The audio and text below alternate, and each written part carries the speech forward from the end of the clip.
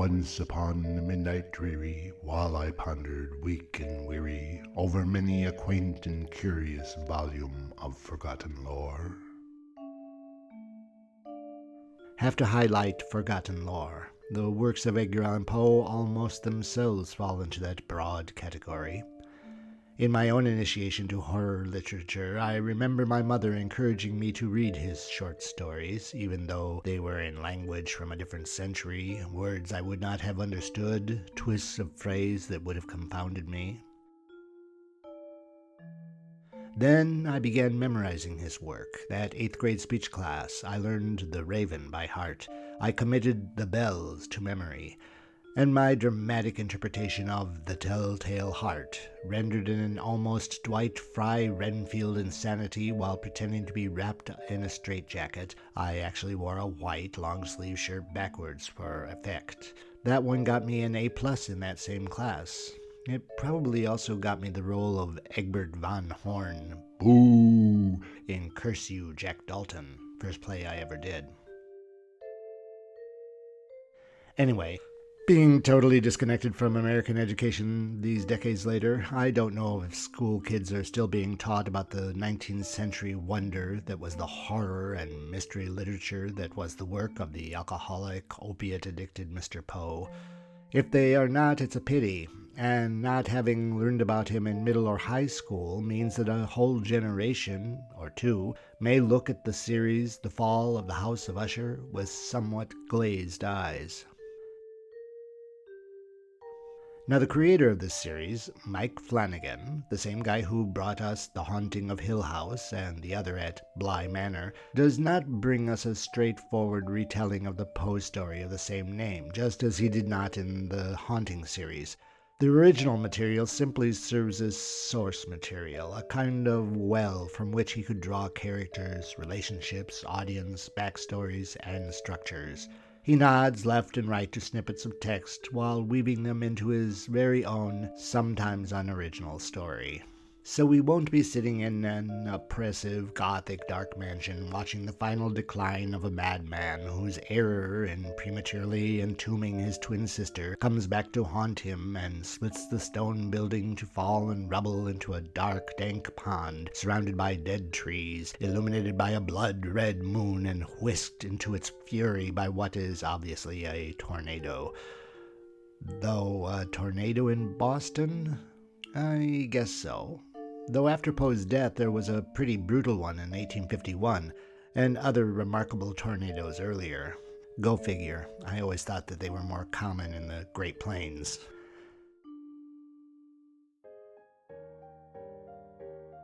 The series, The Fall of the House of Usher, strays significantly from the original story in one important aspect. Roderick Usher of Poe's story is the last of his family line, along with his sister, Madeline. The series gives Roderick 2 children within a marriage and another 4 children from his uncontrollable, sex-driven extramarital affairs. That actually simply gives us the opportunity to have access to 6 or so of Poe's other stories woven into the batch. We've got The Mask of the Red Death, Murder in the Rue Morgue, The Black Cat, The Telltale Heart, Gold Bug, The Pit and the Pendulum, and the poetic story The Raven. Underlying the entire plot runs the story The Cask of Amontillado, which is presented to us in the very first visual, which turns out to be the key moment that seals the fate of our 21st century fraternal twins, Roderick and Madeline. Of course, watching each episode, recognizing the tale it was loosely based upon, it was fun to have memories of those stories come back to me and see them modernized.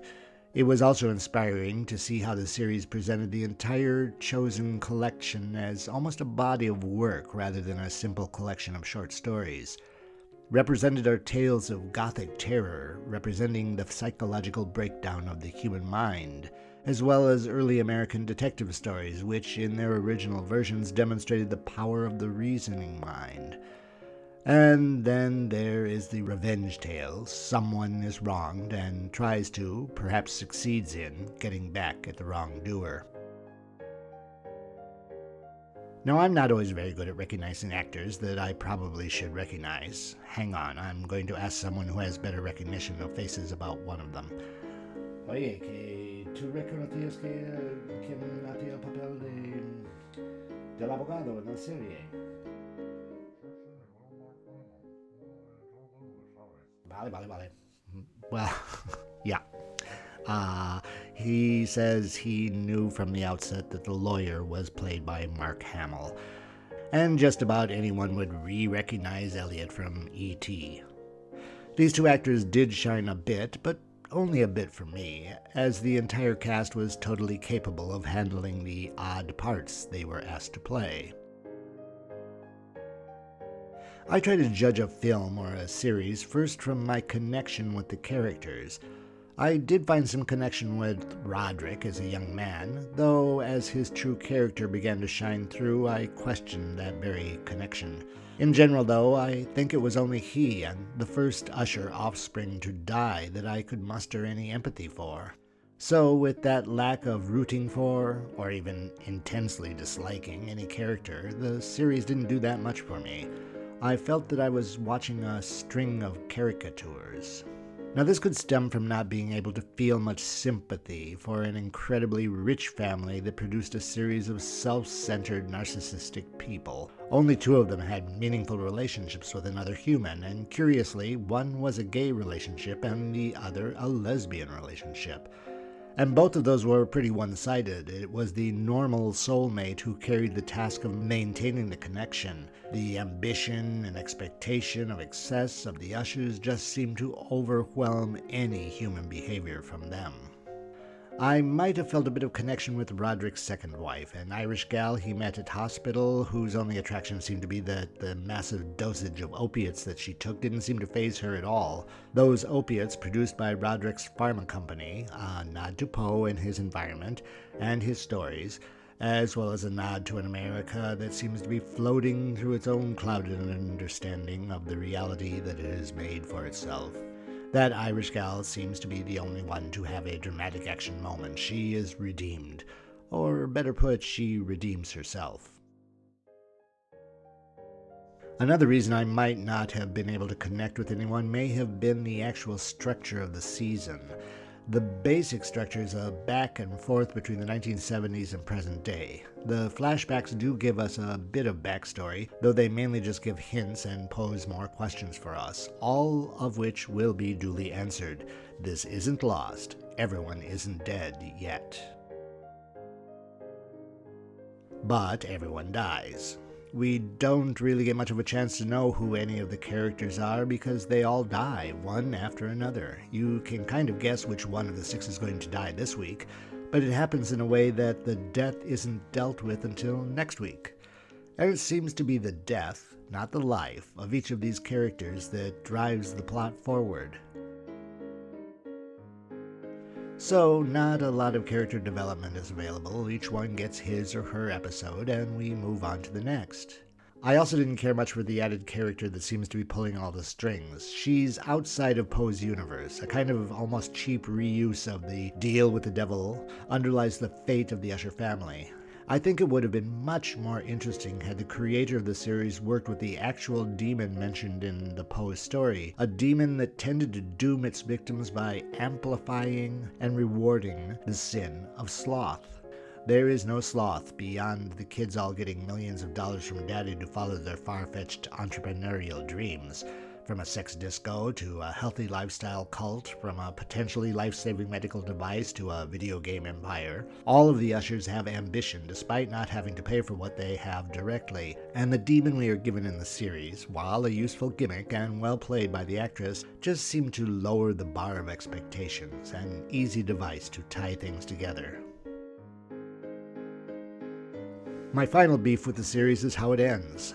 Though there is plenty of gore throughout the episodes, plenty of blood and bodies slashed open and burned and cut in half, I pretty much ignored that graphic detail that Poe was much more elegant in describing.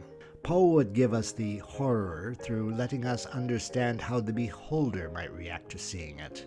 The series simply shows us the horror. And that is what is wrong with the ending. Instead of borrowing from the poetic, naturalistic imagery that Poe gives us at the end of the short story, we get a kind of Jason/Freddy-esque climax that was almost comical. well, just almost. Now, it sounds like I didn't like this series, and that's just not the case. I actually liked it quite a lot. I binged it over 3 evenings and enjoyed each and every one of the episodes. They kept me questioning, guessing. This was not the kind of guessing, intrigue that Succession offered over its 3 seasons. Or were there 4 seasons? Well, over all of its seasons. This was more of a, how are they going to relate this story to that one?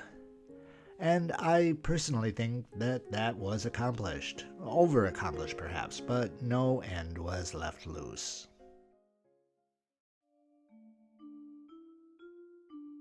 The fall of the House of Usher will not be for everyone.